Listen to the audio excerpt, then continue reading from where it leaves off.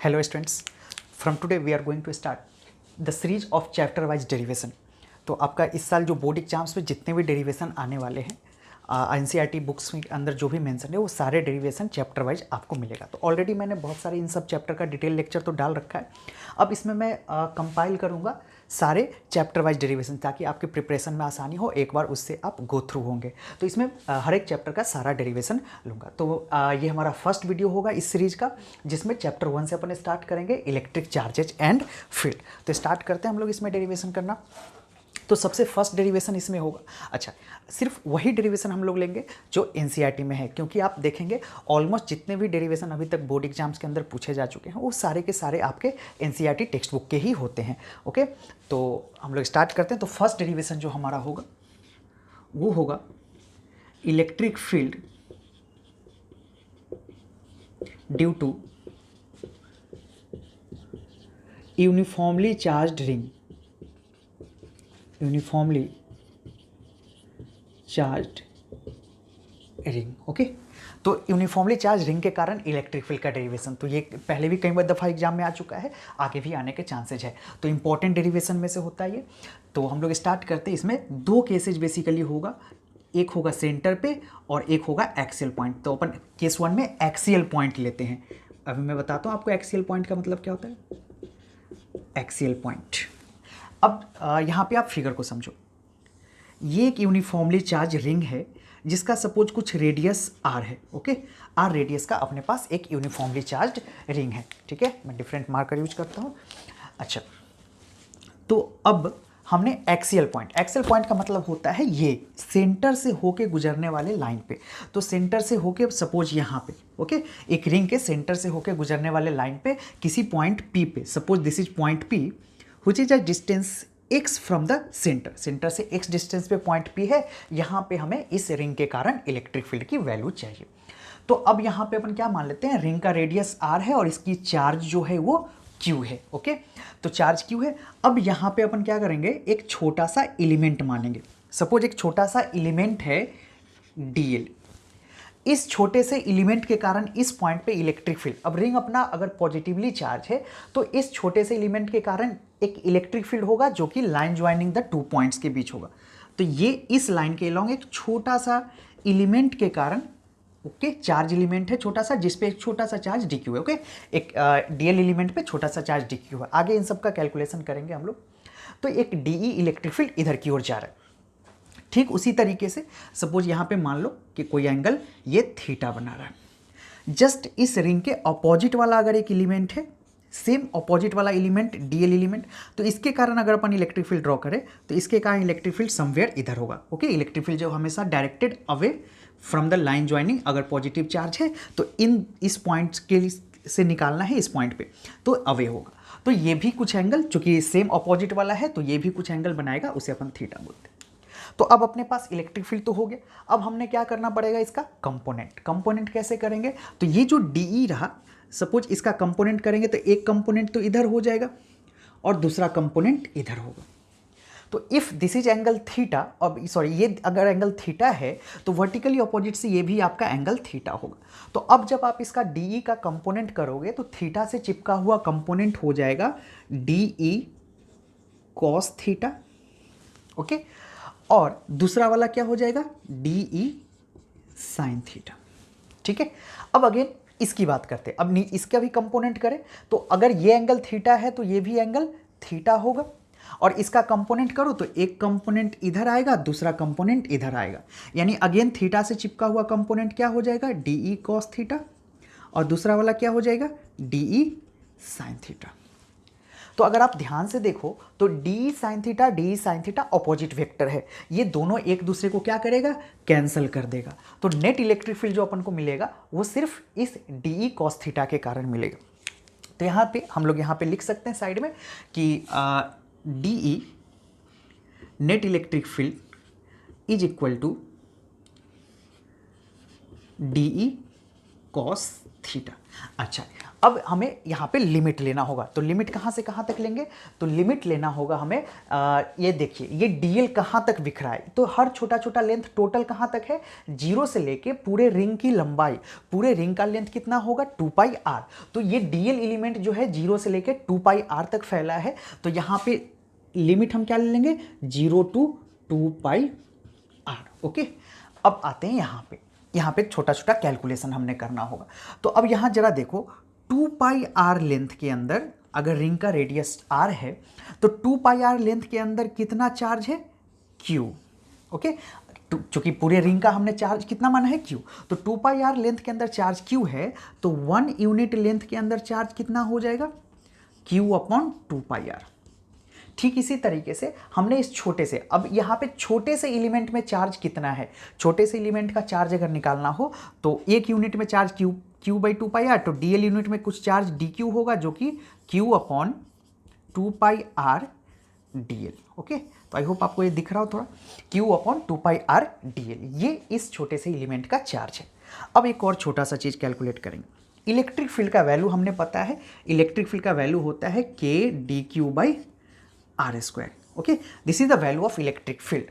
तो अब इस छोटे से चार्ज dq के कारण ये जो इलेक्ट्रिक फील्ड dE है उसकी वैल्यू कितना हो जाएगा k dq, जिस dq की वैल्यू हमने यहाँ पे पता है dq बाई आर स्क्वायर। अब आर स्क्वायर का मतलब क्या है, आर स्क्वायर का मतलब है ये जो आर स्क्वायर है मतलब ये चार्ज से लेके उस पॉइंट का डिस्टेंस जहां हमने इलेक्ट्रिक फील्ड फाइंड करना है। तो चार्ज यहाँ है, वो पॉइंट भी यहाँ पे है, तो अगर आप सपोज ये आर स्क्वायर की वैल्यू देखना हो तो ये राइट एंगल ट्रायंगल, इसमें ये डिस्टेंस अपना कितना है under root r square plus x square. Okay, तो अब आर स्क्वायर, तो आर की वैल्यू ये है, इसका आप स्क्वायर करोगे तो यहाँ से रूट हट जाएगा, तो मैं डायरेक्ट लिख सकता हूँ r square plus x square. तो अपने पास डी की वैल्यू आ गया। अब इसको थोड़ा कैलकुलेट करते अपन आगे, ये डी की वैल्यू डी इंटीग्रेट होकर टोटल ई नेट बन जाएगा। Okay, this will become net electric field, ये 0 से 2 पाई आर तक डी की वैल्यू रखना है। अब डी की वैल्यू अपने पता है क्या, K D Q upon are square plus x square, K D Q upon are square plus x square, और कॉस थीटा, डी की वैल्यू हमने यहाँ से रखा, कॉस थीटा की वैल्यू देखो, ये राइट एंगल ट्रायंगल से कॉस थीटा की वैल्यू कितना हो जाएगा, बेस अपॉन हाइपोटेन्यूज, बेस है एक्स, हाइपोटेन्यूज ये है, तो x upon under root r square plus x square. Okay, अच्छा अगर मैं यहाँ से रूट हटाऊँ तो क्या मैं इसको लिख सकता हूँ होल पावर 1/2, ऐसे भी लिख दूँ तो कोई दिक्कत नहीं है। ओके, नेक्स्ट स्टेप के अंदर अपन क्या करने वाले, ई नेट की वैल्यू कैसे आई। अब जरा देखो, ये यहाँ पे पहले अपन थोड़ा डी क्यू की वैल्यू भी रख लेते हैं, क्योंकि हमने डी क्यू निकाल रखा है Q by 2 pi r d L.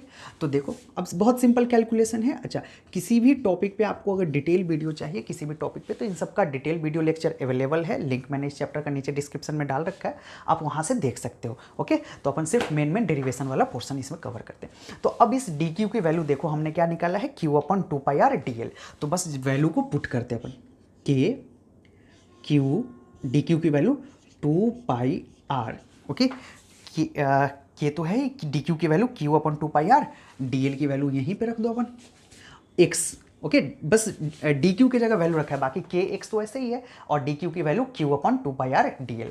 अच्छा, इन दोनों को जरा आप ध्यान से देखो, इन दोनों को अगर चाहो r square plus x square का होल पावर 1 है, r square plus x square का होल पावर 1/2 है, तो 1 प्लस 1/2 क्या हो जाएगा 3/2। तो इसको कैलकुलेट करके r square plus x square का होल पावर 3/2 लिख सकते हैं, क्योंकि इसका पावर बेस सेम है, पावर 1 और 1/2, 3/2 हो जाएगा। अब इसे हमने थोड़ा सा कैलकुलेशन जस्ट इंटीग्रेशन करना पड़ेगा, इसका इंटीग्रेट बहुत सिंपल इंटीग्रेशन है। आप देखो यहाँ से अगर आप ध्यान से देखो तो k Q x 2 pi r r square x square सारे कांस्टेंट है एक्सेप्ट दिस डीएल, बिकॉज इस फिगर के अंदर देखो बदलने वाला टर्म कौन है, वेरिएबल कौन है, ये डीएल। ये डीएल ही चेंज होके कहाँ तक जा रहा है 2 पाई आर तक। तो सब कुछ को बाहर निकाल लेते अपन, k Q x upon 2 pi are square plus x square का होल पावर 3/2। अगर आपको राइटिंग थोड़ा छोटा लग रहा हो तो लैंडस्केप मोड में अपने फ़ोन को करके देखें, आपको पूरा दिखेगा 3/2। ओके, और यहाँ पे देखो 3/2 हो गया। अब अंदर क्या बचा, ये डीएल का इंटीग्रेशन, 0 से कहाँ तक, 2 पाई आर तक। तो अब जरा देखो इसकी जगह मैं चाहूँ, इसकी जगह तो अगर आप देखो ध्यान से तो थोड़ा सा चूंकि जगह कम है, मैं एक स्टेप डायरेक्ट कर रहा हूँ। डीएल का इंटीग्रेशन कितना हो जाएगा, L, the integration of DL will become L, और लोअर लिमिट 0 है, अपर लिमिट 2 पाई आर है। देखो मैं साइड में बताता हूँ, डीएल का इंटीग्रेशन एल हो जाएगा, लोअर लिमिट 0 और 2 पाई आर। तो लोअर लिमिट 0 पुट करने का कोई मतलब नहीं है, एल के जगह 2 पाई आर पुट करूँ, तो इसके जगह मैं direct 2 pi r value put कर सकता हूँ। आई होप आपको समझ आ रहा हो इंटीग्रेशन। अगर कोई भी डाउट हो तो आप कमेंट सेक्शन के अंदर बिल्कुल पूछ सकते हैं, मैं रिप्लाई आपको कर दूंगा। K Q x upon 2 pi r r square plus x square का होल पावर 3/2, और इसका इंटीग्रेशन कितना आ गया, 2 पाई आर। अब देख लेते हैं, कुछ अगर कटने वाला हो तो उसे काट देते हैं अपन। ये देखिए 2 pi R will get cancel it each other. Okay, तो यहाँ पे अपन चलते हैं थोड़ा सा। अब ये ई नेट की वैल्यू कितना आ गया, तो ई नेट की वैल्यू हो गया अपने पास k Q x upon are square plus x square का होल पावर 3/2। एक बार देख लो, कुछ रह नहीं गया, K Q x upon are square plus x square का whole power 3/2। So this is your answer. This is the electric field due to a ring at its axial position. एक ring के axial position पे, जहाँ X क्या है, R तो radius of the ring है, X क्या है, सेंटर से वो डिस्टेंस एक्सियल पॉइंट का जहाँ पे हमने इलेक्ट्रिक फील्ड फाइंड करना है। क्यू तो चार्ज ऑन द रिंग, के का वैल्यू पता ही है 9 × 10⁹, एक्स हमने बता ही दिया आपको। अब इसी में अप्रोक्सीमेशन वगैरह रहता है। ओके, अप्रोक्सीमेशन ये रहता है कि if x is much greater than r, तो ऐसे कंडीशन में अगर x बहुत बड़ा हो तो r को आप इग्नोर कर सकते हो, है ना। तो x अगर बहुत बड़ा है तो r को 0 मान लोगे, r को 0 मान लोगे तो ये फॉर्मूला ई नेट का वैल्यू कितना आ जाएगा, ई नेट की वैल्यू आ जाएगा आपके पास k Q x upon x cube. Okay, देखो आर स्क्वायर कैंसिल हो गया, चूंकि अप्रोक्सीमेशन से एक्स आर बहुत छोटा हो गया तो 0 मान लिया हमने, तो एक्स स्क्वायर का whole power 3/2, square square cut जाएगा, नीचे एक्स क्यूब बच जाएगा। ठीक है, अब इसी में हमसे पूछता है कि सेंटर वाला केस 2। देखो केस 2 तो बहुत सिंपल है, केस 2 मैं बताता हूँ। सेंटर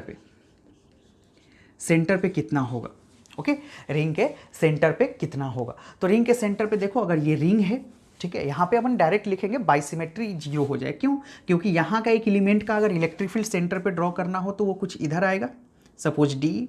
उसी तरह जस्ट इसके अपोजिट वाले किसी एलिमेंट का इलेक्ट्रिक फील्ड ड्रॉ करोगे तो वो इधर आएगा। तो हर एलिमेंट एक दूसरे के इलेक्ट्रिक फील्ड को क्या करता रहेगा, कैंसिल। इधर वाले को लोगे तो ये कैंसिल कर देगा, इधर वाले को लेगो तो मतलब हर एलिमेंट का एक अपोजिट एलिमेंट है जो एक दूसरे के इलेक्ट्रिक फील्ड को कैंसिल करेगा। तो यहाँ सीधा अपन लिखेंगे by symmetry electric field at centre of the ring is 0। तो आई होप ये वाला डेरिवेशन आपको समझ आया हो। तो मैं एक बार साइड होता हूँ, आप पूरे का स्क्रीनशॉट रखो, फिर मैं सेकेंड डेरिवेशन की तरफ मूव करता हूँ।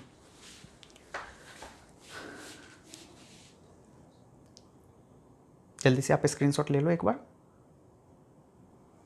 तो अब हम लोग मूव करते हैं सेकेंड डेरिवेशन की ओर। ओके, तो सेकेंड डेरिवेशन अपना है electric field on axial line of dipole. अब देखो डाइपोल के अंदर टोटल 4 डेरिवेशन, एक तो 2 इलेक्ट्रिक फील्ड एक्सियल और equatorial line, second one is torque and third one is work. Okay, तो वर्क वाला तो चैप्टर 2 के अंदर है, इसमें अंदर अपन 3 डेरिवेशन करने वाले हैं डाइपोल का। तो डाइपोल काफ़ी इंपॉर्टेंट टॉपिक हो जाता है आपका in point of derivation and as well as numerical point of view. तो इसमें आपको फॉर्मूला साथ साथ डेरिवेशन भी याद रखना होगा। ओके, तो देखिए अब electric field on axial line of dipole.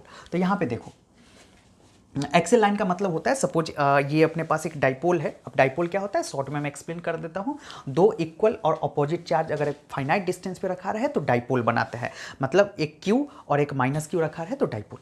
तो ये सारे का डिटेल आप देख सकते हो वीडियो लेक्चर में, आई होप आपको पता भी हो। तो डाइपोल का मतलब एक यहाँ पे रखा हो, एक यहाँ पे। तो एक्सियल लाइन का मतलब हो गया इसी लाइन के अलोंग किसी भी पॉइंट पे हमने इलेक्ट्रिक फील्ड की वैल्यू फाइंड करनी है। तो अब देखिए, अब यहाँ पे अपन क्या करते हैं, थोड़ा सा फिगर को बस ध्यान से देखिएगा, बाकी कैलकुलेशन बहुत सिंपल है। Suppose this is minus Q charge and this is plus Q charge and this is centre of dipole. अब हमने पता है कि डाइपोल का ये सेंटर है, तो ये डिस्टेंस टोटल डाइपोल के बीच का डिस्टेंस कितना होता है, 2a। It means what, this is a and this is a। तो मैं शॉर्ट में यहाँ पे बोल देता हूँ, ओके, a एंड a, क्योंकि डाइपोल के 2 चार्जेस के बीच डिस्टेंस 2a होता है। अब हमने सपोज यहाँ से सेंटर से, डाइपोल के सेंटर से कोई r डिस्टेंस पे एक पॉइंट P है जहाँ पे हमने इलेक्ट्रिक फील्ड फाइंड आउट करना है। Okay, I hope you are getting the figure. Minus q plus q, इस पॉइंट P पे हमने इलेक्ट्रिक फील्ड फाइंड करना है। अब देखिए कैसे करेंगे। अब देखो प्लस के कारण, प्लस चार्ज के कारण इलेक्ट्रिक फील्ड आउटवर्ड डायरेक्टेड होता है। ओके, तो प्लस के कारण इलेक्ट्रिक फील्ड आउटवर्ड डायरेक्टेड होता है। तो यहाँ पे प्लस के कारण इलेक्ट्रिक फील्ड अपन इधर बनाते हैं और let's say this is the direction of electric field due two plus charge. Okay, plus के कारण इलेक्ट्रिक फील्ड इधर होगा। उसी तरह माइनस के कारण इलेक्ट्रिक फील्ड इनवर्ड डायरेक्टेड होता है। तो माइनस के कारण इस पॉइंट पे इलेक्ट्रिक फील्ड किधर डायरेक्टेड होगा, inward. Let's say this is minus charge, electric field due to minus charge. Okay, अब देखो, अब हमने पता है इलेक्ट्रिक फील्ड का वैल्यू हमने आपको बताया, इलेक्ट्रिक फील्ड कितना होता है, k q by r square. This is the formula of electric field due to point charge. तो ये आप ध्यान रखेंगे। तो अब हमने क्या करना है, प्लस का इलेक्ट्रिक फील्ड लिखना है, माइनस का इलेक्ट्रिक फील्ड लिखना है, और चूंकि वेक्टर क्वांटिटी है दोनों का वेक्टर एडिशन कर देंगे। ठीक है, तो देखिए अब प्लस के कारण अगर इलेक्ट्रिक फील्ड लिखना हो, electric field due two plus charge, अगर प्लस के कारण इलेक्ट्रिक फील्ड लिखना हो तो फॉर्मूला कितना होता है, k q by r square. K q तो हमने लिखा चूंकि चार्ज क्यू है, r square is what, distance between the charge and the point where we are going to find out the electric field. तो ये पॉइंट है, ये charge Q है और ये पॉइंट P है। तो हमने अपने ये R कौन है, ये छोटा सा distance, this distance is R। अब जरा आप ध्यान से देखो, हमने ये डिस्टेंस फाइंड करना है, तो अगर R माइनस ए का होल स्क्वायर कर दूँ तो हो जाएगा क्या, R माइनस ए का होल स्क्वायर। अब देखिए ये दिस R इज व्हाट, अब यहाँ भी R दिख रहा है, यहाँ भी R देख, but both are not same. This R is the distance. Okay, तो अपन अगर बात करें यहाँ पे, अगर आपको कंफ्यूजन है तो कैपिटल आर लिख सकते हो। तो ये छोटा सा डिस्टेंस चाहिए, तो टोटल आर है और ये ए है, तो आर माइनस ए कर दूँ तो मुझे ये डिस्टेंस मिल जाएगा, आर माइनस ए कर। उसी तरह electric field due to minus charge.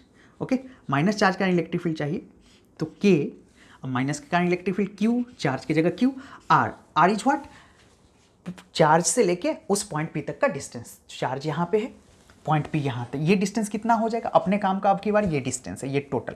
तो यहाँ तक तो आर है, इसके थोड़ा आगे चलेंगे तो ये ए और है, यानी आर प्लस ए का होल स्क्वायर। ओके, अब हमने नेट इलेक्ट्रिक फील्ड चाहिए, ई नेट। तो नेट इलेक्ट्रिक फील्ड चाहिए तो प्लस का इलेक्ट्रिक फील्ड प्लस माइनस का इलेक्ट्रिक फील्ड हमने ऐड करना होगा। अब यहाँ पे मैं माइनस करूँगा, क्यों माइनस करूँगा, क्योंकि एक इलेक्ट्रिक फील्ड इधर की ओर डायरेक्टेड है, दूसरा इधर की ओर डायरेक्टेड है।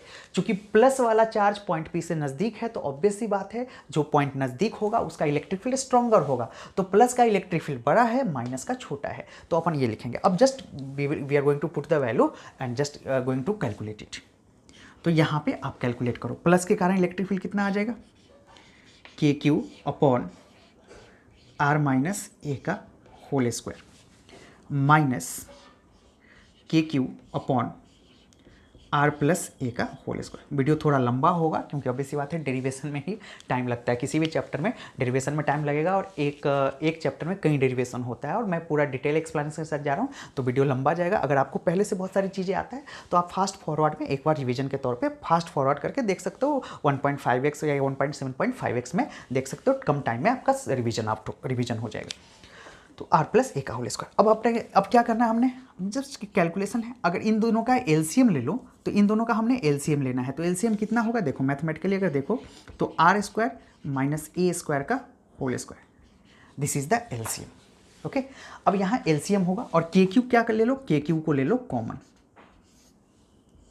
ठीक है, के क्यू को कॉमन, तो यहाँ 1 बचा। अब यहाँ क्या बचेगा, आर प्लस ए का whole square minus r plus तो है ही, आर माइनस ए का होल स्क्वायर। ये कैलकुलेशन है, तो बहुत सिंपल कैलकुलेशन है, आप जस्ट एक एलसीएम लिया और सिंपल जैसे एडिशन होता है। ओके, अब इसको आप कैलकुलेट करो, यहाँ साइड में अगर कैलकुलेट करोगे, कैसे कैलकुलेट करना है देखो, आर प्लस ए के होल स्क्वायर पे ब्रेक करना है। तो देखो यहाँ मैं साइड में कर देता हूँ, चूँकि अब इतना लंबा करेंगे तो अपना बहुत लेंदी हो जाएगा, इधर अपन साइड में करते हैं। तो देखो आर प्लस ए का होल स्क्वायर है, कैसे करोगे, A square plus B square plus 2ar, सही है, 2ar। इसका करो, ये तो रहा ये माइनस, अब R minus A minus B के होल स्क्वायर पर ब्रेक करो, A square plus B square minus 2ar। इसको ओपन करो, R square plus A square plus 2ar minus R square minus A square plus 2ar। Okay, तो यहाँ आप ध्यान से देखो, R square A square will get cancel each other, and the value will become 4AR। तो आप चाहो तो स्क्रीनशॉट ले लो। अब मैं इसकी जगह डायरेक्ट ऊपर वाला जो दिख रहा है ना, इसका कैलकुलेशन मैंने आपको बताया, डायरेक्ट 4AR पुट करूंगा। तो आप चाहो तो कैलकुलेशन याद रखने के लिए ले सकते हो स्क्रीनशॉट, बाकी मैं इसमें आगे करता हूँ। ओके, तो आप स्क्रीनशॉट इसमें ले लो, मैं इसमें आगे मिटा के करता हूँ। ओके, सो अगले स्टेप के अंदर अपन इसका बस वैल्यू को वापस पुट करना है। 4AR अपना वैल्यू आया है, तो देखो यहाँ पे I am just going to put electric field equal to 4AR upon इसके KQ तो पहले बाहर रख लो, KQ को KQ, और ये 4AR upon R² minus A² का, है ना, थोड़ा सा ऐसे कर लो, KQ, ओके, और 4AR upon R² minus A² का होल स्क्वायर। ओके, अब थोड़ा सा देखो, जस्ट एक सिंप्लिसिटी के लिए मैं चाहूँ तो 2Q, ओके, AR, ओके, ऐसा लिख सकता हूँ। देखो Q इंटू 2, मैं ऐसा क्यों लिखा, ध्यान से आप देखो, अपॉन R² माइनस A² का होल स्क्वायर। अब अगर आप ध्यान से देखोगे तो 2 इंटू 2 दिस विल बिकम 4, लेकिन ऐसा मैं क्यों किया, मैं ऐसा इसलिए किया क्योंकि अब हमने पता है डाइपोल मोमेंट, अब ऐसा 2 इंटू 2 कर देने से फ़ायदा क्या होगा कि डाइपोल मोमेंट P जो होगा वो Q इंटू 2A के बराबर होता है। तो इसको 2 इंटू 2 में ब्रेक करने से हमें अपन को क्या दिख रहा है, Q और 2A दिख रहा है, यानी ये जो टर्म अपने पास दिख रहा है Q इंटू 2A, इसके जगह मैं P लिख सकता हूँ डाइपोल मोमेंट। तो यहाँ पे देखो, यहाँ पे क्या करो, K और 2K रख दो, और Q इंटू 2A की जगह डाइपोल मोमेंट, और R को R 2kpr, है ना, 2kpr upon R² plus A² का whole square. So this is the value of electric field due to a dipole on its axial position. But अब इसमें भी एक अप्रोक्सीमेशन होता है। अप्रोक्सीमेशन क्या होता है, for short dipole, for short dipole. Short dipole का मतलब क्या हो गया, R is much greater than A। ये जो R की वैल्यू है वो A से बहुत ज़्यादा है, तो फिर से जो वैल्यू बहुत ज़्यादा है उसको रखेंगे और जो बहुत छोटा है उसे जीरो मानेंगे। अप्रोक्सीमेशन का ही मतलब होता है।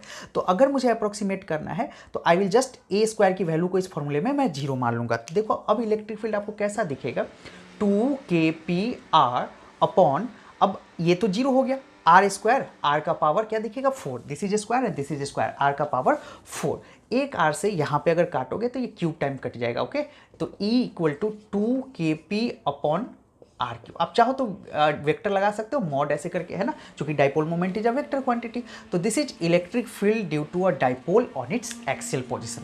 तो अगर आपको न्यूमेरिकल डेरिवेशन आता है तो पूरा इतना करना होगा, न्यूमेरिकल आता है तो अगर शॉर्ट डाइपोल है तो ये फॉर्मूला रखेंगे, शॉर्ट डाइपोल नहीं है तो ये फॉर्मूला यूज करें। So I hope you got this dipole, the derivation of dipole. तो आप एक बार स्क्रीनशॉट लो, फिर अगला करते हैं डाइपोल का ही 2 केस और अपन इस चैप्टर में करेंगे। तो एक बार स्क्रीनशॉट ले लो आप।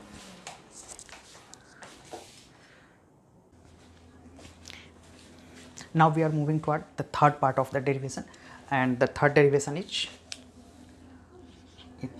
electric field on equatorial line of a dipole. Electric field on equatorial line of dipole. तो एक डाइपोल के इक्वेटोरियल लाइन पे हमने इलेक्ट्रिक फील्ड फाइंड आउट करना है। तो अब देखो सेम उसी तरह जैसे हमने अभी पिछला करा है, यहाँ पे हमारा सपोज एक, इसमें थोड़ा सा फिगर समझेंगे क्योंकि फिगर ही से ही सारा मैक्सिमम डेरिवेशन इसमें कवर अप होगा। तो ये सपोज ये माइनस क्यू है और ये प्लस क्यू है, ये सेंटर ऑफ द डाइपोल है। अब इक्वेटोरियल लाइन का मतलब होता है डाइपोल के सेंटर से, तो ये डिस्टेंस तो ये हो जाएगा, ये भी ए, चूँकि डाइपोल के बीच का डिस्टेंस 2a होता है। तो इक्वेटोरियल लाइन का मतलब है सेंटर से पास होने वाले लाइन पे इलेक्ट्रिक फील्ड की वैल्यू। तो लेट्स से कि ये पॉइंट P है जहाँ हमने इलेक्ट्रिक फील्ड की वैल्यू फाइंड करना है। तो ये पॉइंट P यहाँ पे इलेक्ट्रिक फील्ड फाइंड करना है।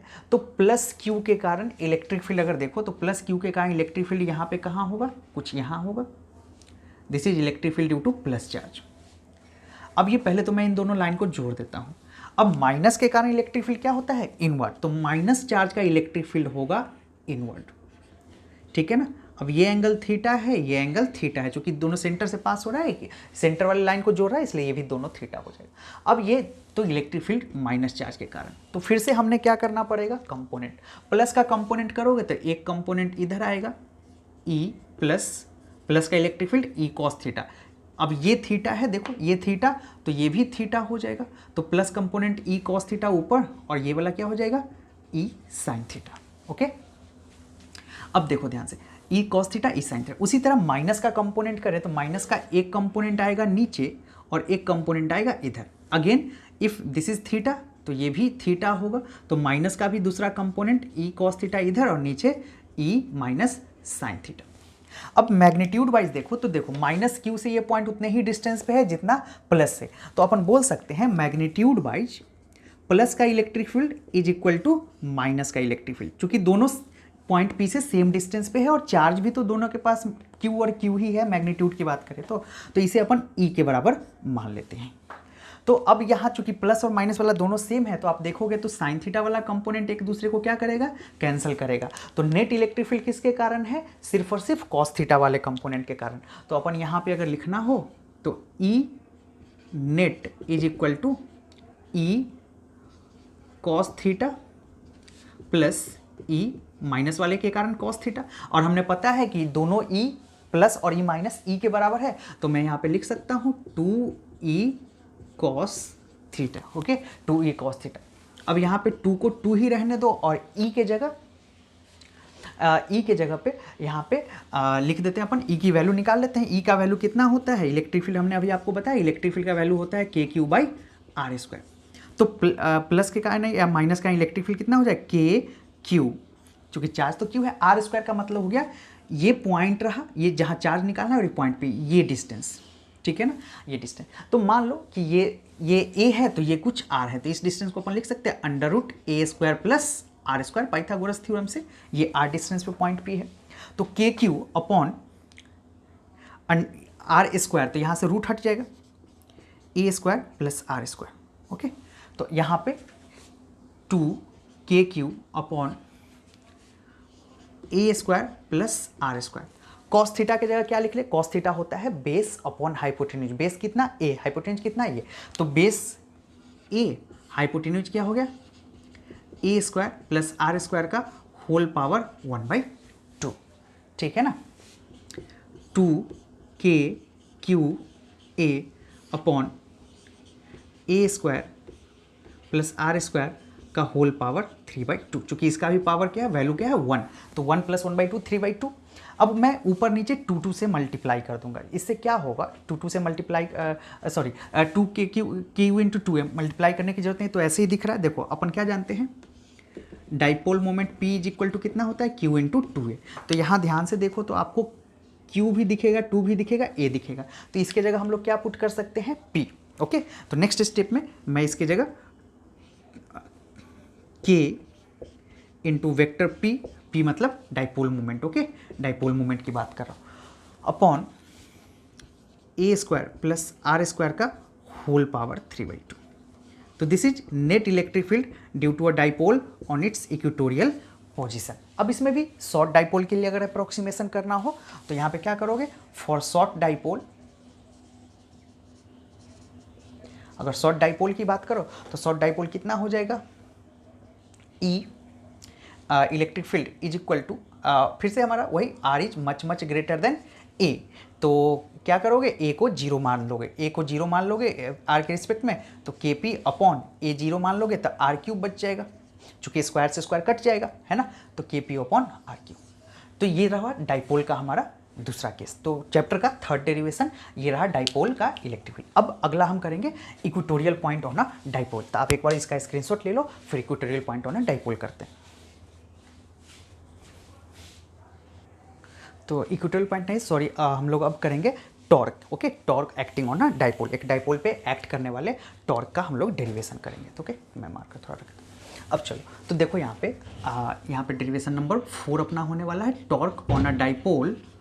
टॉर्क, मैं टॉपिक पे लिख रहा हूँ, torque acting on a dipole in uniform electric field. Okay, uniform electric field. तो यूनिफॉर्म इलेक्ट्रिक फील्ड में डाइपोल पे टॉर्क कितना एक्ट करेगा इसका डेरिवेशन करने वाले। तो this is minus Q, this is plus Q. Sorry, अब पहले तो अपन इलेक्ट्रिक फील्ड ड्रॉ कर लेते, ओके। तो इलेक्ट्रिक फील्ड लेट से this is uniform electric field E, okay, this is uniform electric field ई, ठीक है ना। अब ये यूनिफॉर्म इलेक्ट्रिक फील्ड ई है, इसके अंदर हम लोग क्या करने वाले हैं, एक डाइपोल को पुट करते हैं। तो डाइपोल को पुट करते हैं, this is plus Q, this is minus Q, okay. ये एक डाइपोल है यूनिफॉर्म इलेक्ट्रिक फील्ड के अंदर। अब जरा देखो, अब इलेक्ट्रिक फील्ड क्या करता है, किसी भी चार्ज पे इलेक्ट्रिक फील्ड लगाता है फोर्स, ओके। इलेक्ट्रिक फील्ड क्या करेगा, चार्ज पे फोर्स लगाएगा। कैसे फोर्स लगाता है, प्लस पे इलेक्ट्रिक फील्ड अपने डायरेक्शन में फोर्स लगाता है, यानी इस इलेक्ट्रिक फील्ड के अंदर ये प्लस चार्ज इस डायरेक्शन में इलेक्ट्रिक फील्ड एक्सपीरियंस करेगा, माइनस क्यू इस डायरेक्शन में इलेक्ट्रिक फील्ड एक्सपीरियंस करेगा। तो प्लस के कारण इलेक्ट्रिक फील्ड देखो, this is electric field force on plus Q, okay. Plus charge पे लगने वाला फोर्स का direction, this is force on minus Q. चूंकि इलेक्ट्रिक फील्ड इधर है तो माइनस पे अपने से अपोजिट डायरेक्शन। और ये डाइपोल कुछ मान लो कुछ एंगल थीटा पे पड़ा हुआ है, इलेक्ट्रिक फील्ड के साथ कुछ एंगल थीटा बना है। एक और चीज़ ध्यान रखिएगा, डाइपोल मोमेंट चूंकि वेक्टर क्वांटिटी है तो डाइपोल मोमेंट का डायरेक्शन जो होता है वो माइनस से प्लस होता है। थोड़ा सा ये सब छोटे छोटे डायरेक्शन को ध्यान रखेंगे, बहुत काम आएगा ये। तो डाइपोल मोमेंट का डायरेक्शन क्या होता है, माइनस से प्लस। तो मैं यहाँ पे अगर डाइपोल मोमेंट की बात करूँ तो ये P इस डायरेक्शन में होगा, और चूंकि दोनों डाइपोल के दोनों चार्ज के बीच डिस्टेंस 2a होता है तो मैं यहाँ पे 2a रखा। अब थोड़ा सा ज्योमेट्री देखो ध्यान से। ज्योमेट्री से पहले अपन टॉर्क की बात कर लेते हैं। टॉर्क का जो फॉर्मूला होता है वो, अगर मैग्नीट्यूड की बात करूं, मैग्नीट्यूड ऑफ टॉर्क वो R क्रॉस F होता है, टॉर्क का R क्रॉस F। अब देखो F की तो कोई दिक्कत ही नहीं, इलेक्ट्रिक फील्ड का फोर्स, इलेक्ट्रिक फील्ड क्या होता है, फोर्स पर यूनिट चार्ज, यानी इलेक्ट्रिक फील्ड के कारण फोर्स कितना होगा, Q इंटू ई। तो ये जो फोर्स है ये कितना है, Q इंटू ई, और ये भी फोर्स कितना हो जाएगा, Q इंटू ई। चूंकि इलेक्ट्रिक फील्ड की वैल्यू ई है, चार्ज Q है, तो Q इंटू ई फोर्स है।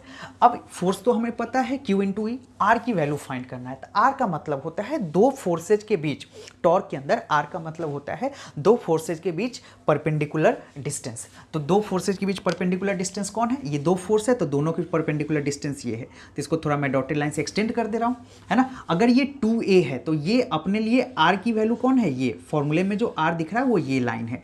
तो अब ध्यान से देखो, this is 2a, this is angle theta, तो ये डिस्टेंस कितना हो जाएगा, 2a साइन थीटा, ठीक है ना। तो देखो R के जगह मैं लिखूंगा 2a साइन थीटा, और F के जगह क्या लिखूंगा, Q इंटू ई। तो देखो Q इंटू 2a इंटू ई साइन थीटा। अब ध्यान से देखो, डाइपोल मोमेंट हम लोग को क्या पता है, dipole moment P is equal to Q into 2a, okay, small a लिखना, सॉरी 2a। तो Q इंटू 2a की जगह मैं डाइपोल मोमेंट रख दूँ P dot P E sine theta. तो ये रहा टॉर्क का formula, torque acting on a dipole. चाहो तो अगर क्रॉस में लिखना हो तो torque equal to P cross E, चूंकि अगर आप क्रॉस प्रोडक्ट करोगे तो cross product P E sine theta. तो आई होप ये बहुत सिंपल डेरिवेशन है। तो टोटल 4 डेरिवेशन है। एक है एनर्जी स्टोरेज इन डाइपोल जो कि चैप्टर 2 के अंदर अपन करेंगे। तो चारों डेरिवेशन डाइपोल का बहुत इंपॉर्टेंट है, ध्यान रखिएगा। इसके बाद हम लोग गॉस लॉ में 3 डेरिवेशन करेंगे, उसके बाद हमारा ये वीडियो खत्म होगा। तो अभी थोड़ा सा टाइम लगेगा, लंबा जाएगा। तो आप अगर पढ़ रखे हैं तो मैं फिर से बोलूँगा, वीडियो को मल्टीपल में देखो, 1.5x 1.75x में करके देखो, जल्दी क्विक रिविजन हो जाएगा। तो पी, अब इसमें छोटे छोटे 1-2 पॉइंट देख लेते हैं नोट करके। Note stable equilibrium, okay, stable equilibrium. तो स्टेबल इक्विलिब्रियम कब आएगा, जब टॉर्क क्या हो जाए, टॉर्क हो जाए मिनिमम। टॉर्क मिनिमम कब होगा, जब साइन थीटा मिनिमम होगा। उस केस में थीटा की वैल्यू कितना हो जाएगा, थीटा की वैल्यू कितना हो जाएगा, तो थीटा साइन थीटा का मिनिमम वैल्यू क्या होता है, 0, तो थीटा की वैल्यू 0 डिग्री होगा, है ना। तो इस केस में हम बोलेंगे ये स्टेबल इक्विलिब्रियम में है। स्टेबल इक्विलिब्रियम में डाइपोल मोमेंट माइनस क्यू और प्लस क्यू इधर होगा, इस डायरेक्शन में इलेक्ट्रिक फील्ड के साथ ऐसे रखा होगा। सेकेंड केस में maximum torque, okay, maximum torque. Maximum torque कब होगा? जब ये डाइपोल का मैक्सिमम वैल्यू होगा। तो मैक्सिमम वैल्यू डाइपोल इसमें टॉर्क का मैक्सिमम वैल्यू कब होगा? जब साइन थीटा मैक्सिमम होता है। साइन थीटा का मैक्सिमम वैल्यू होता है 1, वो कब होगा? जब थीटा 90 डिग्री हो जाए। तो maximum torque theta 90 degree. 90 degree के केस में बिल्कुल डाइपोल ऐसे रहेगा आपका -q + q, और इलेक्ट्रिक फील्ड कुछ इस तरीके से रहेगा। थर्ड है अनस्टेबल इक्विलिब्रियम। अनस्टेबल इक्विलिब्रियम में टॉर्क को क्या होना होगा? टॉर्क को फिर से हमारा ये स्टेबल इक्विलिब्रियम 0 हो गया। यहाँ पे टॉर्क को होना होगा, थीटा को होना होगा, थीटा कितना है? 180 डिग्री। ठीक है, तो जब थीटा 180 होगा तो ये अनस्टेबल इक्विलिब्रियम का केस होगा, ध्यान रखिएगा। चूँकि ये मिनिमम वैल्यू नहीं है ना, स्टेबल इक्विलिब्रियम की बात कर रहा हूँ, है ना, स्टेबल इक्विलिब्रियम। तो ये अनस्टेबल इक्विलिब्रियम चूँकि -1 होगा, है ना। तो ये रहा आपका है। तो अब आप एक बार इसका स्क्रीनशॉट ले लो। इसके बाद अपन क्या करेंगे? गॉस लॉ का 3 डेरिवेशन करेंगे।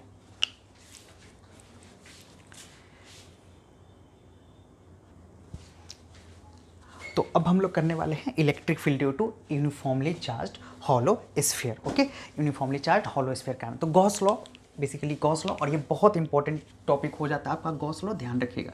कई बार इससे क्वेश्चन आते हैं और बहुत फ्रिक्वेंटली रिपीट होते हैं। तो गॉस लॉ में एनसीईआरटी के अंदर 3 डेरिवेशन है, हॉलो स्फीयर, एक यूनिफॉर्मली चार्ज वायर, और उसके बाद प्लेन शीट। हालांकि सॉलिड स्फीयर भी होता है, but that is not mention in the your text book, NCERT text book. तो हालांकि मैंने जो लेक्चर वीडियो डिटेल लिया है उसके अंदर हॉलो और सॉलिड दोनों का कराया है। तो अगर आपको वो देखना हो तो आप वहाँ से देख सकते हैं। इसमें मैं एनसीईआरटी के डेरिवेशंस लूँगा, ठीक है, और जनरली वही एग्जाम्स में अंदर पूछे जाते हैं। तो इसमें यूनिफॉर्मली चार्ज हॉलो स्फीयर। तो चलो स्टार्ट करते हैं। पहले तो मैं गॉस लॉ थोड़ा बता दूं, गॉस लॉ का हल्का सा रिमाइंड करा दूं। गॉस लॉ क्या होता है, यहाँ मैं लिख दूं, फ्लक्स का वैल्यू होता है E.ds। This is called close integral और cyclic integral. E.ds = Q inside upon epsilon not. Gauss law सिर्फ क्लोज सरफेस के लिए अप्लीकेबल है। फ्लक्स = Q/एप्सिलॉन नॉट। Q वो चार्ज है जो सरफेस के अंदर है। तो मैं एक बार याद आपको कराया। अब यहाँ देखो, एक हॉलो स्फीयर है जिसपे चार्जेस कुछ इस तरह से डिस्ट्रीब्यूटेड है। अब हॉलो स्फीयर है तो ऑब्वियस सी बात है, चार्ज कहाँ होंगे? सिर्फ और सिर्फ सरफेस पे। तो इसके अंदर 3 केस अपन लेंगे। केस 1 मतलब basically outside, eight the surface and inside. तो आउटसाइड से शुरू करते हैं। आउटसाइड, तो आउटसाइड के लिए अब यूनिफॉर्मली चार्ज है जिसका रेडियस r है और चार्ज q मान लेते हैं। ओके, आप ये मेंशन करेंगे, let's assume hollow sphere of charge q and radius r। तो मान लेते हैं कि एक पॉइंट P है जहाँ पे हमने आउटसाइड वाला पॉइंट P, जहाँ पे हमने इलेक्ट्रिक फील्ड फाइंड करना है यूजिंग गॉस लॉ। तो सेंटर से अगर मैं यहाँ पे सपोज मान लूँ कि ये x डिस्टेंस पे ये पॉइंट P है, पॉइंट P x डिस्टेंस। तो गॉस लॉ का रूल होता है कि ये ओपन सरफेस के लिए अप्लीकेबल नहीं होता है, क्लोज सरफेस के लिए अप्लीकेबल होगा। यानी हमने क्या करना है, यहाँ पे क्लोज सरफेस बनाना होगा, और गॉस लॉ हमें इस बात की पूरी आज़ादी देता है कि आप अपनी मर्जी से गॉसियन सरफेस सिलेक्ट कर सकते हैं। तो मैं यहाँ पे एक स्फेरिकल गॉसियन सरफेस सिलेक्ट करता हूँ। अब ये पॉइंट P हमारा क्लोज सरफेस हो गया। अब अपन गॉस लॉ लगा सकते हैं। गॉस लॉ कैसे लगाएं? तो गॉस लॉ क्या कहता है, फ्लक्स मीन्स E.ds, है ना। अब डॉट हटाऊंगा तो cos थीटा भी लिख सकता हूँ, या चाहो तो ds लिख लो, E.ds, है ना। cos थीटा चलो लिख देता हूँ, cos theta = Q inside upon epsilon not. अब जरा देखो, चूंकि यहाँ पे इलेक्ट्रिक फील्ड भी इधर ही है और एरिया वेक्टर भी इधर है, तो cos थीटा की एरिया वेक्टर का मतलब होता है सरफेस पे आप परपेंडिकुलर डालोगे एरिया। तो cos थीटा की वैल्यू 0 डिग्री है, तो वैल्यू इसका 1 के बराबर होगा। तो cos लेने का कोई मतलब नहीं है। और देखो, इलेक्ट्रिक फील्ड से यहाँ से E कॉमन निकाल लूंगा, close integral ds = Q inside upon epsilon. अब इसे आप क्लोज इंटीग्रल बोलो या साइक्लिक इंटीग्रल, इसको देख के बच्चे डर जाते हैं, लेकिन आपके पूरे सिलेबस के अंदर बस 1-2 जगह इसका यूज है। इसका सीधा सा मतलब है क्लोज इंटीग्रल ds, मतलब जो आपका क्लोज सरफेस है ना, ds का मतलब होता है एरिया। तो क्लोज सरफेस का पूरा एरिया क्या है, सिंप्लिसिटी के लिए आप इसको मान सकते हो, this is area of the Gaussian surface. ये सिंप्लिसिटी के लिए है, ओके। एक्चुअल मीनिंग ये क्लोज इंटीग्रल है।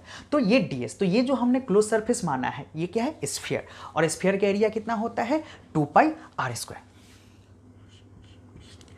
तो स्फीयर का एरिया 4πr² होता है ना।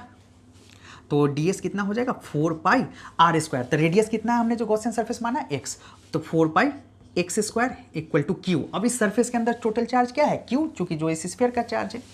तो Q अपॉन एप्सिलॉन नॉट।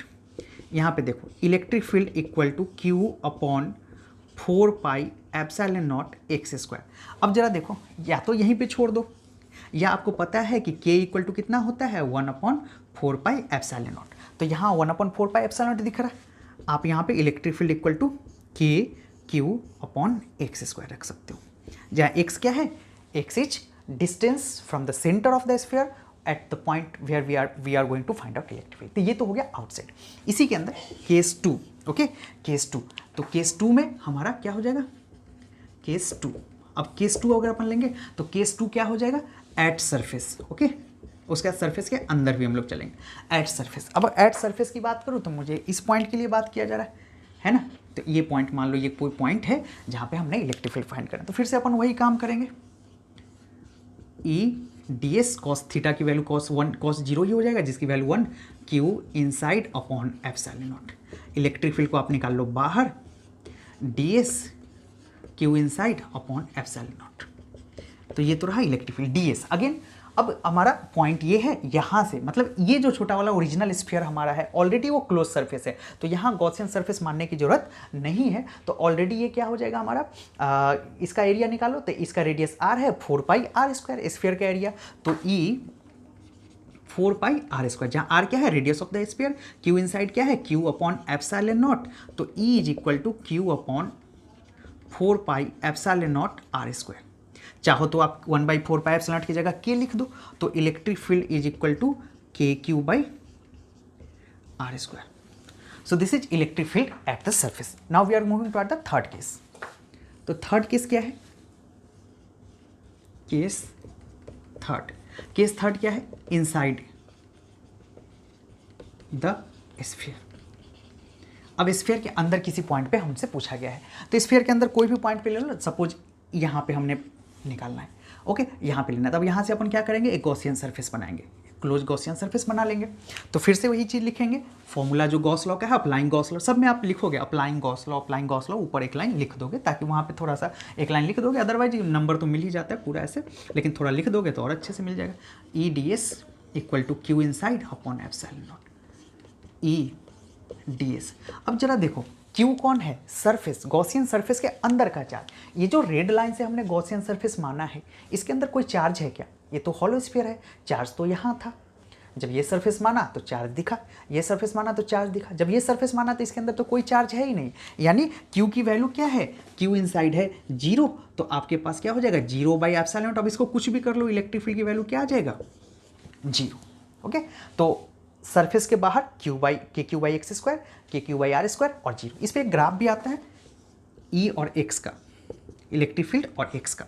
तो देखो यहाँ से लेके सरफेस तक 0 है, सरफेस पे मैक्सिमम, उसके बाद मिनिमम, तो आप ग्राफ इस तरह से ड्रॉ कर सकते हो, this is already, surface पे मैक्सिमम, उसके बाद चूंकि 1/x स्क्वायर की तरह रिलेटेड है तो 1/x स्क्वायर की तरह, तो ग्राफ के साथ याद रखोगे। तो आप एक बार इसका स्क्रीनशॉट लो, फिर बाकी दो मैं अभी खत्म करता हूँ।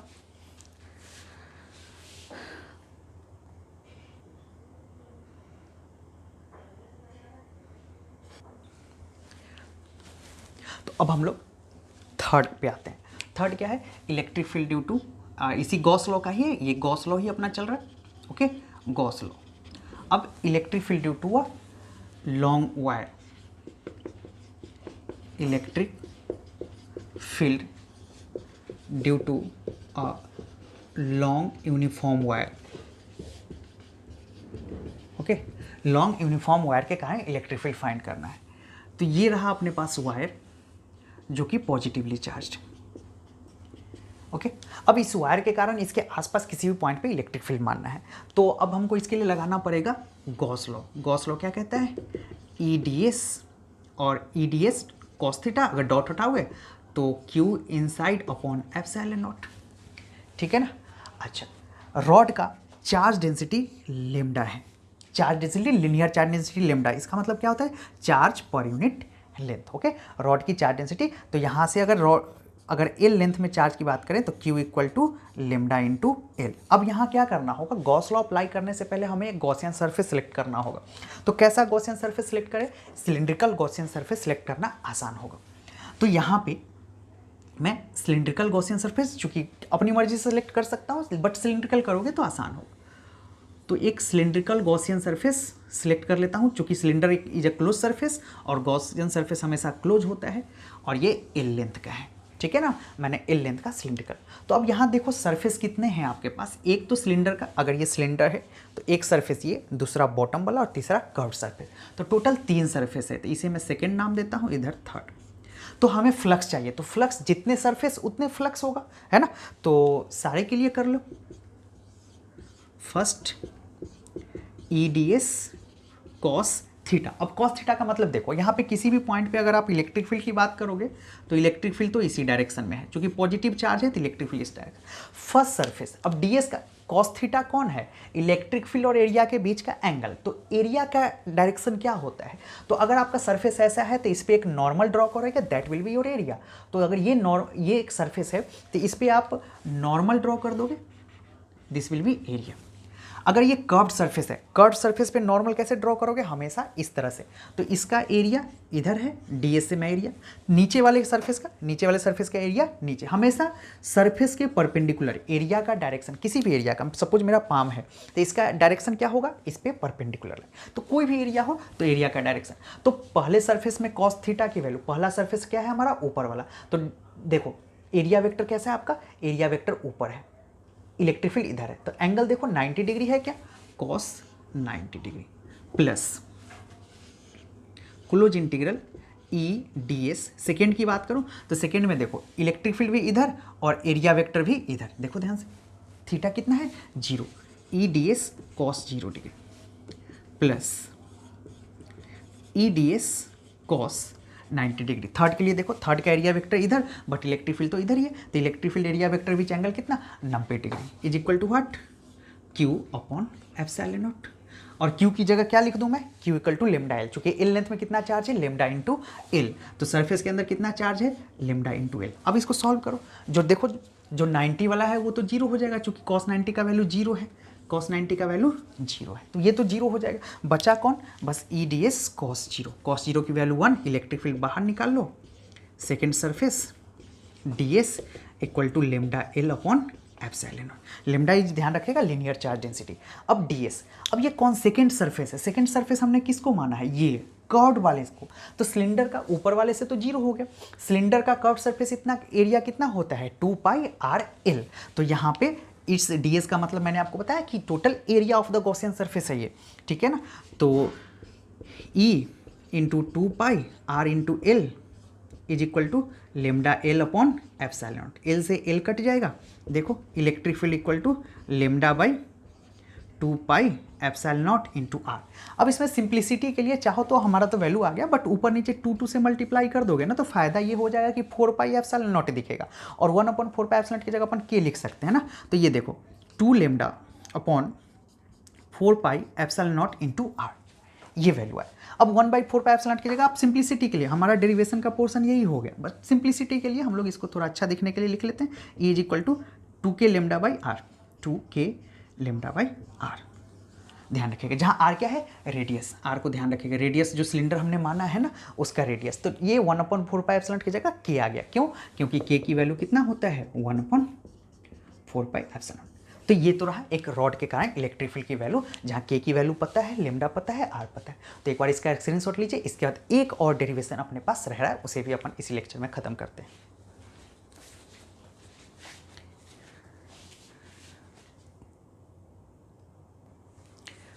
तो इसके बाद अब हम लोग करते हैं लास्ट डेरिवेशन चैप्टर का, जो होगा electric field due to plane sheet. तो ये टोटल 3 डेरिवेशन आपको रहेगा,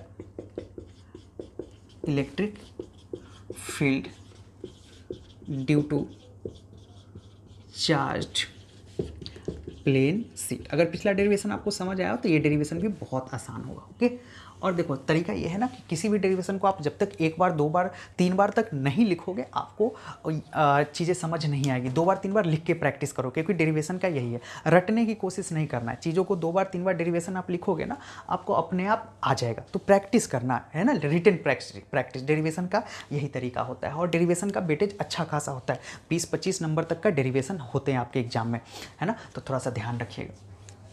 कभी कभी 20-25 नंबर तक आता है, कभी 10-15 नंबर के अंदर भी निपटा देता है, डिपेंड करता है, बट अच्छे खासे मार्क वेटेज आपका डेरिवेशन का होगा। तो डेरिवेशन की लिस्ट तो आप अलग से तैयार कर ही लेना। तो एक प्लेन सीट ले लेते हैं, ओके, प्लेन सीट है जो कि चार्ज है, पॉजिटिवली चार्ज है, पूरे पे चार्ज बिखरा है, बस ऊपर एक सिंबल के लिए बनाता है। अब यहाँ पे भी हमने क्या करना पड़ेगा, गॉस लॉ लगाना है। गॉस लॉ लगाना है तो E D S cos theta is equal to q inside upon epsilon not. अब हमने गॉसियन सरफेस कैसा सिलेक्ट करो, तो यहाँ भी मैं सिलिंड्रिकल गॉसियन सरफेस सिलेक्ट करूँगा, सिलिंड्रिकल गॉसियन सरफेस सिलेक्ट करूँगा। अब देखो प्लेन सीट है तो ऑब्वियस सी बात है इसका इलेक्ट्रिक फील्ड तो इधर ही होगा, ठीक है ना, इलेक्ट्रिक फील्ड इधर होगा या इस साइड होगा, दोनों साइड इलेक्ट्रिक फील्ड मतलब इसी डायरेक्शन में होगा। तो अब यहाँ भी देखो अपने पास एक सरफेस ये, दूसरा सरफेस ये और तीसरा सरफेस ये, तीसरा सर्कुलर। तो आपने क्या करना है, तीनों के लिए ये फॉर्मूला लिख के तीनों के लिए सॉल्व करना है जैसा हमने पिछली बार करा था। तो देखो फर्स्ट सरफेस के लिए ई डी एस कॉस, अच्छा फर्स्ट सरफेस का देखो एरिया वेक्टर हमने आपको बताया कि एरिया वेक्टर इसका इधर, सेकंड सरफेस का इधर, चूंकि जैसा सरफेस उसके परपेंडिकुलर, इसका सरफेस इधर है तो एरिया वेक्टर इधर, इसका सरफेस ऐसे है तो एरिया वेक्टर उसके नॉर्मल, इसका एरिया वेक्टर इधर आएगा, जो इधर भी तो इलेक्ट्रिक फील्ड है ना। तो देखो इलेक्ट्रिक फील्ड इधर, एरिया वेक्टर इधर, कॉस 0 प्लस सेकेंड से बात करूं तो ई डी एस कॉस 90, देखो इलेक्ट्रिक फील्ड इधर, एरिया वेक्टर इधर।